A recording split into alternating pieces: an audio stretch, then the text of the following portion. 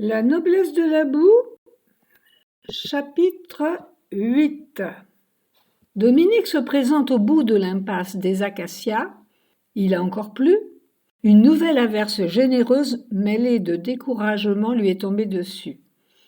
Elle se poste en retrait devant le portillon du 3 bis, juste en face du 2.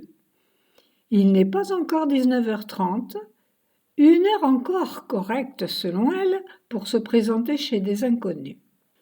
Elle sait que JB ne sera pas présent pour la recevoir quand elle se décidera à presser la sonnette. Elle devra jouer fin, broder, mentir aussi certainement. Quel que soit l'accueil, elle devra improviser. Inutile donc d'envisager une hypothétique entrée en matière. Il faudrait en prévoir 50 différentes. La seule certitude est que rien d'autre ni personne ne l'attend ailleurs. La jeune femme a posé son sac alourdi par la pluie sur le trottoir humide. Son caouet sur le bras, elle observe le modeste pavillon. La fatigue a eu raison de son entrain. Sa meilleure carte, son atout premier, est évidemment le passeport de JB. Elle devra certainement en user, ne serait-ce que pour récupérer les statuts en son nom. Elle semble attendre que les choses évoluent par elles-mêmes, refusant de lâcher ce lien unique qui la rattache à JB, ainsi qu'à cette affaire qui, en 48 heures, est devenue sa raison de vivre ou de sombrer. La première impression étant censée être la bonne, Dominique s'inquiète, se sachant défraîchie, pas vraiment à son avantage. Après 2 mauvaises nuits, une journée dans le train et pour finir une averse sur la tête, un petit détour chez le coiffeur et une bonne nuit de sommeil n'auraient pas été un luxe. Elle n'a pas le temps. Elle doit être en place dès ce soir. Ce qui est d'autant plus regrettable, c'est que son moral ressemble à ses cheveux, plats, lourds et mornes. Faute de pouvoir redynamiser son physique, elle peut en revanche tenter de se reconstruire un tonus mental. Elle est là, plantée devant la maison, cherchant des yeux quelque chose de rassurant et réconfortant. Elle complique tout, c'est l'audace qui lui fait défaut. Comme pour avoir le dernier mot, un faible rayon de soleil transperce les nuages de ses lames obliques, irradiant 3 gros matous, hésitant probablement entre accueil chaleureux ou franche hostilité, il semble dormir paisiblement. À moins que, comme certains farceurs, ils feignent, évitant de remuer pour jouir de leur paresse. Cette vision suffira-t-elle à rassurer Dominique ? Si les chats sont heureux dans cette maison, pourquoi n'y aurait-il pas, pour elle aussi, une possibilité de bonheur ? Elle se lance alors étourdiment à travers la chaussée trouée de flaques boueuses. Une voiture surgit à trop grande vitesse, évitant de justesse de l'écraser, mais ne se privant pas de l'asperger généreusement. La voici trempée cette fois jusque dans ses chaussures. Il ne manquait plus que ça. Le rideau de la voisine trahit son indiscrétion. Dominique se décide enfin à presser la sonnette qui retentit dans tout le quartier avec l'intensité d'une alarme. Les chiens du voisinage aboient de concert, comme soudain menacés. Dominique se sent coupable de tout ce vacarme. Messieurs les chats, à peine dérangés, s'étirent nonchalamment. Ils semblent avoir opté pour une indifférente conciliation envers l'intruse. Dans l'ombre de la moustiquaire, la porte du pavillon s'entr'ouvre, laissant deviner une silhouette soupçonneuse, en retrait, épiant la perturbatrice sans pour autant se dévoiler. Elle tente de déjouer à distance le motif de l'intrusion, l'approche n'étant évidemment pas la même qu'il s'agisse d'une colporteuse ou d'une relation amicale, tueuse de temps patentée. « C'est pourquoi ?» tonne une voix féminine soucieuse de paraître plus grave, une voix sans âge. Son visage n'apparaît pas encore, écrasé par une coiffure haute et flamboyante. Dominique ignore toujours si elle a affaire à une compagne, une sœur ou une maman. Pour l'instant, c'est la voix de la sagesse et de la méfiance. Bonjour madame, Joe n'est pas arrivé? Joël, il s'appelle Joël. Je ne sais pas ce que vous avez tous à l'appeler Joe. Non, il n'est pas là. Il n'est jamais là. C'est pourquoi? Nous étions ensemble hier. Bon, c'est juste, mais ça ne signifie rien. En panne d'aspiration, Dominique s'exprime si faiblement que l'interlocutrice, ayant mal entendu, lui fait signe d'avancer.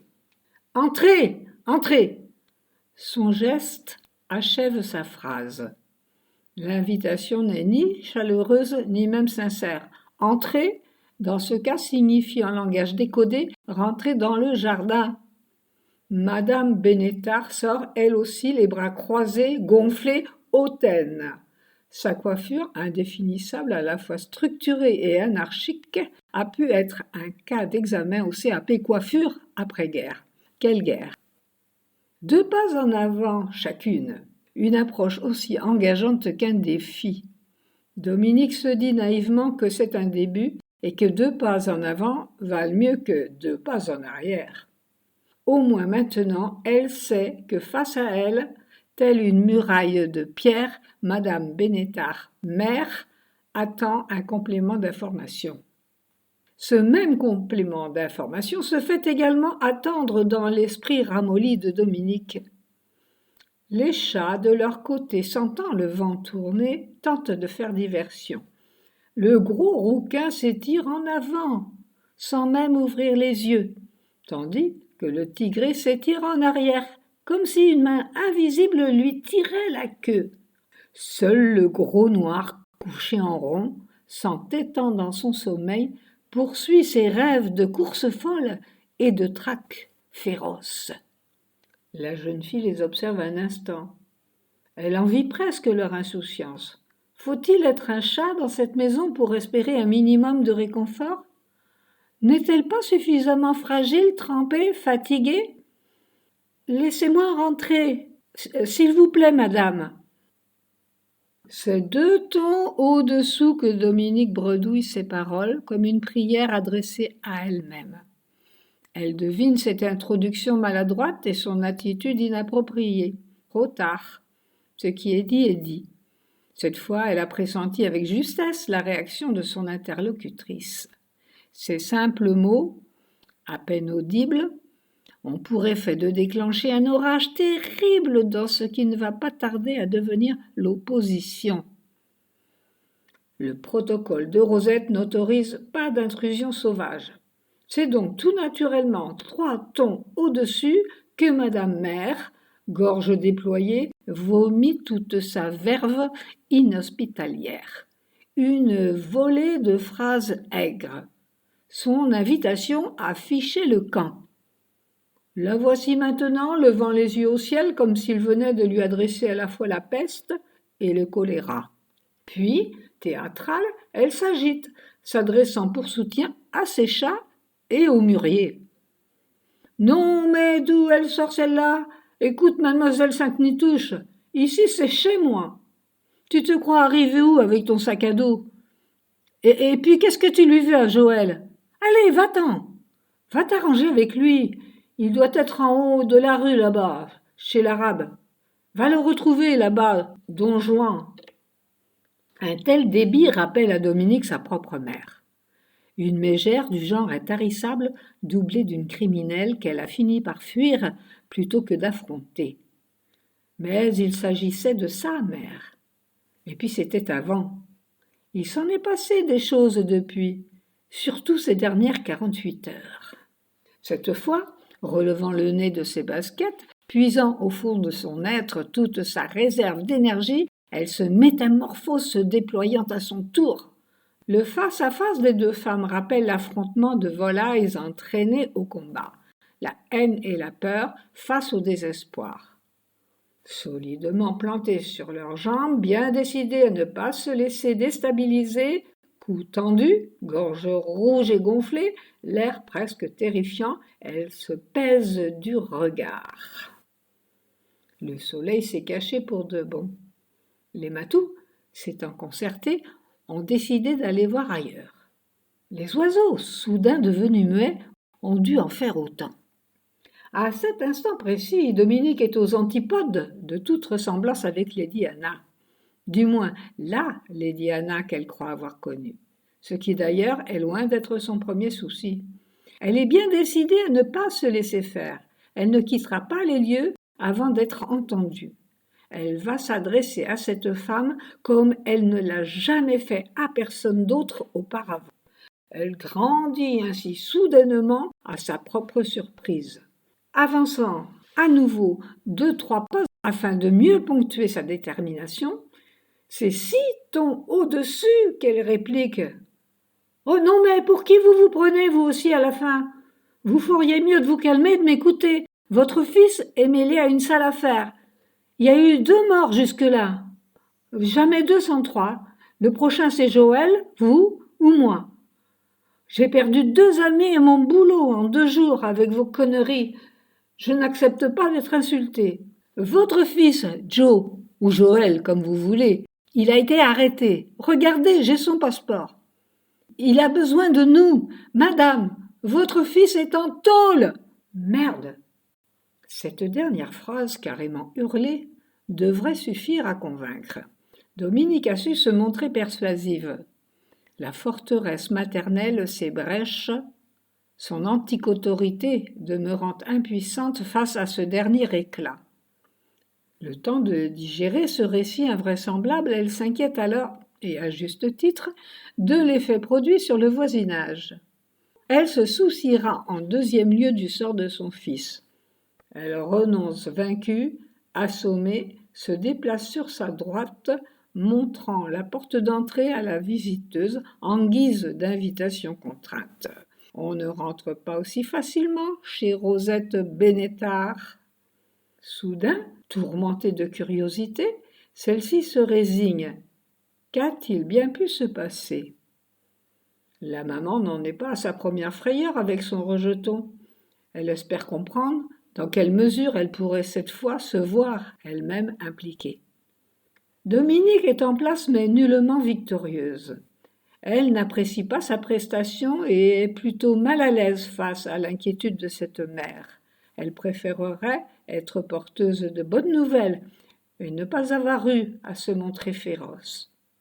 Pénétrant respectueusement dans le salon, cuisine, salle à manger, elle pose à même le sol son grand sac alourdi par la pluie. Un autre chat ronronne sur le sofa, indifférent au tumulte, peut-être accoutumé à cette agitation ou simplement sourd. Sans y être invitée, la jeune femme s'assoit lourdement sur la première chaise venue. Un silence recueilli s'installe. Elle fait maintenant le point, cherchant la meilleure manière de présenter cette histoire qui lui échappe dans une large proportion. D'une voix monocorde, ponctuée de soupirs, ce fut Rosette qui parla la première. Le ton et le regard se sont adoucis, mais la défiance demeure. Si c'est Joël qui vous envoie, je veux bien. Il vient rarement ici, c'est vrai. Vous auriez plus de chance là-haut. Il préfère vivre chez des étrangers plutôt que chez sa mère. Où est-il? Ces dernières paroles tombées sans manière traduisent le cri d'amour d'une mère. Celle-ci, croyant avoir perdu son fils, supplie pour des nouvelles. Où est-il? Signifie également que fait-il?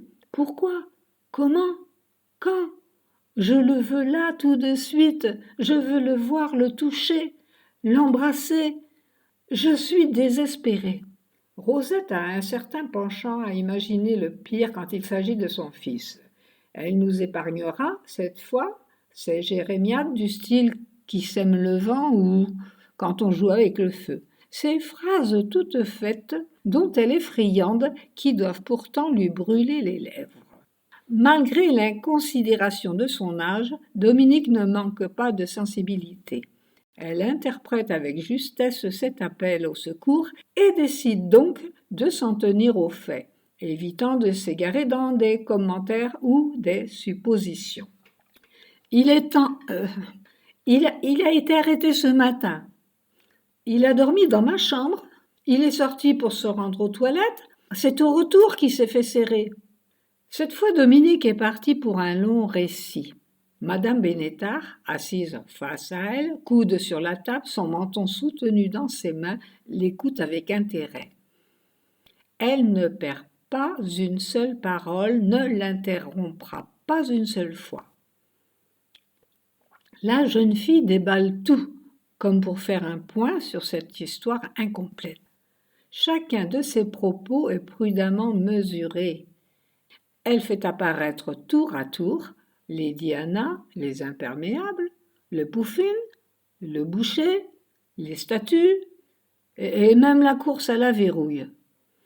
Dominique se donne la peine de décrire chaque protagoniste avec le plus de précision possible, allant même jusqu'à mimer le Pouffin se balançant d'une jambe sur l'autre, les Diana relevant sa chevelure d'or.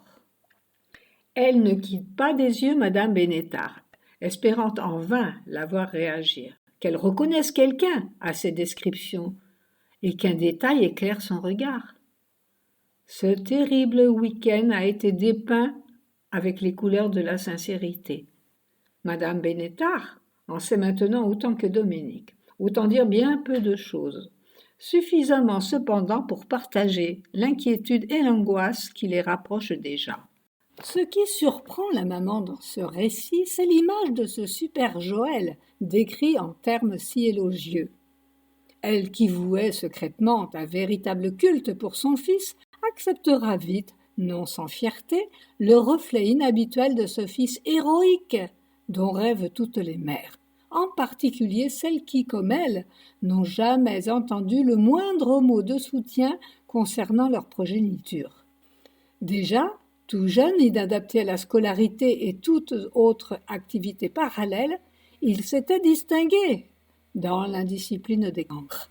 Personne n'a jamais prononcé la moindre parole d'encouragement envers son fils, à croire qu'elle avait mis au monde un tocard prédestiné à tisser quelque mauvais coton. Même s'il est permis de penser que Dominique ait pu idéaliser quelque peu Joël, il faut bien admettre qu'il doit forcément être exceptionnel pour avoir réussi l'exploit de sortir seul survivant d'une aussi périlleuse histoire. Nul doute qu'il faille être très fort. Elles poursuivront ensemble leurs réflexions, flattant et encensant Joël. Elles se valorisent ainsi, elles aussi, toutes deux au passage. Il est en tôle, certes, mais vivant. Peut-être est-ce même une astuce de héros, se laisser coffrer histoire de bénéficier d'une protection. Elles ont toutes les deux vu ça au cinéma. Peut-être a-t-il également pris des distances vis-à-vis de sa mère, l'a-t-il tenue à l'écart afin de mieux la protéger? Voici une idée de Dominique qui va littéralement faire fondre Rosette. Cette dernière découvre soudain l'âme attendrie, un bonheur nouveau. Comment a-t-elle pu se laisser aller à douter de la valeur de son rejeton à la réussite aussi discrète? Elles en arrivent de concert à la conclusion suivante. Personne ne se ferait tuer pour de malheureuses statues de terre cuite, moches de surcroît, à moins qu'elles ne vaillent une fortune sur le marché de l'art. Dominique n'a pas apprécié du tout. Elle avoue ne rien y connaître. Elles arriveront demain par la poste. Madame Bénétard, qui ne s'y entend pas davantage, pourra juger sur pièce.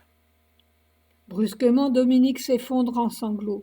Peut-être l'effet de la fatigue ou du relâchement nerveux.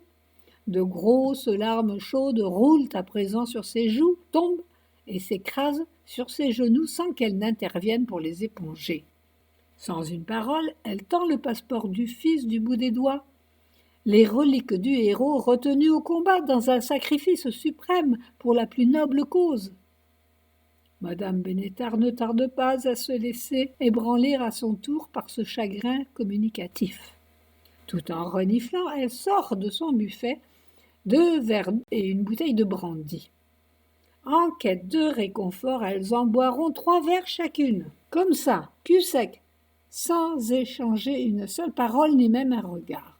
Absentes, elles imaginent Joël dans sa cellule subissant avec dignité l'interrogatoire, apportant des réponses nettes et précises, savamment mesurées et pesées à des policiers impressionnés, dans un échange entre grands, une conversation maîtrisée. Ils ne tarderont d'ailleurs pas à le relâcher, ne pouvant faire autrement. La porte d'entrée s'ouvre alors lentement, laissant apparaître le visage outrageusement maquillé, la bouche trop rouge sur la face trop blanche de Suzanne, la voisine. Celle-ci, dispensée de toquer à la porte, semble interpréter le silence de Rosette comme équivalent à une invitation. La visiteuse, luttant visiblement contre son âge, sapée de taille et 10 ans au-dessous des convenances, s'enhardit et pénètre tout de bon jusqu'au milieu de la cuisine. Plantée là, solidement sur ses 2 jambes, elle regarde tour à tour la bouteille de brandy, Rosette et Dominique. Ces dernières ne semblent pas l'avoir remarqué. Suzanne tient à la main le quotidien Le Matin, qui, visiblement, sert de prétexte à son intrusion. « Bonjour Rosette, ça va ?» Elle promène son regard inquisiteur de l'une à l'autre. Il faut avoir un certain toupet pour prétendre ignorer les yeux rougis par le chagrin. Ceci ne l'empêche pas d'enchaîner. « Il n'est pas là, Yaël ? Ça fait plusieurs jours que je ne vois pas sa voiture chez l'arabe. » Pas de réponse. « Ça va au moins ?» Ce dernier, ça va, prouve que les éclats de voix sont bien passés outre le mur mitoyen. Suzanne habite au numéro 4.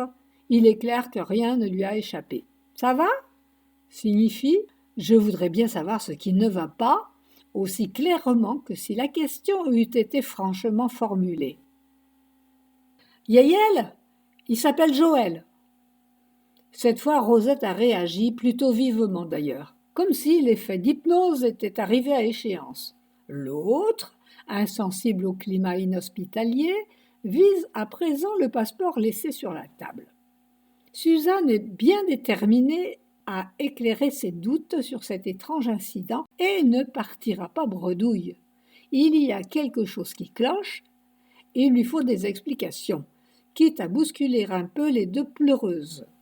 « Non mais ça va pas, mais qu'est-ce qui te prend à toi aujourd'hui ? Ton fils, je lui ai mouché le nez, je l'ai toujours appelé Yaël. Comment veux-tu que je dise ? Monsieur Joël Benétard ? Si c'est ça, tu n'as qu'à le dire. Monsieur Joël n'est pas là ? Monsieur Joël va bien ? Madame ?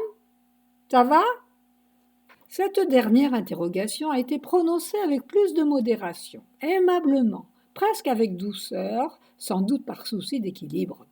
Suzanne sait qu'elle a beau être la meilleure amie de Rosette, elle ne prendra pas le risque de se faire foutre dehors. Quand on vit seul, une copine est tout à la fois et représente énormément. Rosette, quand on la pousse trop loin, elle ne rigole plus. Suzanne en a déjà fait les frais. Il faut ensuite recoller les morceaux, ce qui peut prendre de longues semaines. Attendre, dans un premier temps, que chacune des parties ait ravalé sa fierté. Puis, il faut imaginer une stratégie afin de colmater les brèches sans en avoir l'air. De son côté, Rosette comprend qu'elle ne s'en sortira pas avec une pirouette. Elle ne tient pas non plus à se fâcher avec sa voisine, et ceci pour les mêmes raisons. Il va bien falloir lâcher quelque chose, n'importe quoi pour satisfaire la curieuse. Un beau mensonge qui puisse être accepté par Suzanne tout en ménageant son amour-propre. « Ce n'est rien, Suzanne, il a eu un petit accident. La jeune fille est son amie. » Caution pour cette tromperie. « Elle est venue m'avertir. Il est à Dole. » Rosette a joué fin et n'est pas mécontente. Elle a bien appuyé sur le « O », espérant ainsi créer une confusion dans l'esprit de Suzanne que le mot « tôle » a forcément dû interpeller. Rosette, qui n'est pas née de la dernière averse, adopte maintenant un air décontracté, allant même jusqu'à offrir un verre à sa visiteuse indiscrète qui n'attendait que cela. Elles burent à nouveau 2 tournées de brandy chacune, comme pour sceller leur accord sur la version de Rosette et libérer les tensions. Dominique, qui ne boit de l'alcool qu'à de très rares occasions, ne supporte plus. Elle a de loin dépassé la dose du remontant et aurait même déjà amorcé la descente. Rosette s'en aperçoit et craint une nouvelle crise de larmes. Elle s'agite soudain, se lève vivement, comme prenant conscience d'une soudaine urgence. Elle arrache le journal des mains de Suzanne, jugeant avoir été plus que correcte cette fois envers elle. Elle remercie sa copine tout en récupérant son verre vide. Il ne faut pas pousser. Suzanne, qui se croyait admise et installée là pour la soirée, comprend enfin. Ne semblant pas savoir sur quel pied sortir, elle se lève lentement. « C'est pas tout ça, mais aujourd'hui c'est lundi. » La voisine est plantée là, les mains dans les poches de son tablier, l'air malin de celle qui ne perd pas la boule, elle. Allons bon, que veut-elle encore? Lundi? Ah oui, bien sûr, c'est le jour où Rosette prête à Suzanne Cui Cui Joli Cœur, un roman photo plein de belles histoires d'amour. Celui-ci s'appelle Reviens car Rosette l'a elle-même emprunté à Madame Romain, chez qui elle fait le repassage le vendredi après-midi et qui, c'est son droit, en fait la collection. Il s'appelle Reviens, je dois le récupérer avant vendredi. Comme d'hab, répondit Suzanne en guise d'au revoir, et la voici enfin partie. Pas du tout, la revoici, l'air espiègle. Elle s'adresse à Rosette avec ironie. Peut-être bien qu'on va être de noces. Cette remarque aurait pu éventuellement signifier quelque chose, si elle avait désigné Dominique. Mais c'est le journal qu'elle pointe de l'index, tout en s'éloignant, cette fois-ci pour de bon. Rosette, trop contente d'être enfin débarrassée de cette encombrante voisine, pense qu'elle a tout simplement perdu la tête ou que l'effet des 2 verres de brandy se fait ainsi sentir. Les 2 femmes se coucheront tôt après avoir fait connaissance. Du brandy plein les yeux, elles auront du mal à trouver le sommeil. Les moutons de Dominique se promènent un peu partout. Rosette se demande quel pyjama porte son fils dans sa cellule coffre-fort. Est-il au moins confortablement installé et suffisamment protégé? Elles finiront par s'endormir, confiantes en la nuit conseillère, persuadées chacune que l'autre, demain matin, aura trouvé une explication.